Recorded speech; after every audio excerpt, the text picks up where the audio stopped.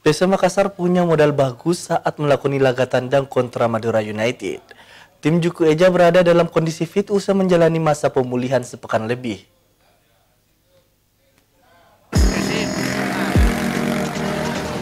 PSM Makassar akan menjalani laga penting menghadapi Madura United dalam lanjutan pekan ke-32 Liga 1 Jumat mendatang.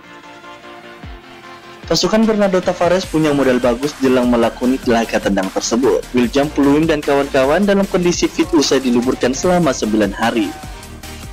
Padatnya jadwal pertandingan membuat PSM memilih meliburkan pemain usai pekan ke-31 selesai digelar beberapa waktu lalu. PSM ditarget bisa meraih poin di kandang Madura United minimal 1 agar bisa lebih ringan di pertandingan berikutnya. Diketahui PSM tinggal membutuhkan 2 poin lagi untuk mengunci gelar juara.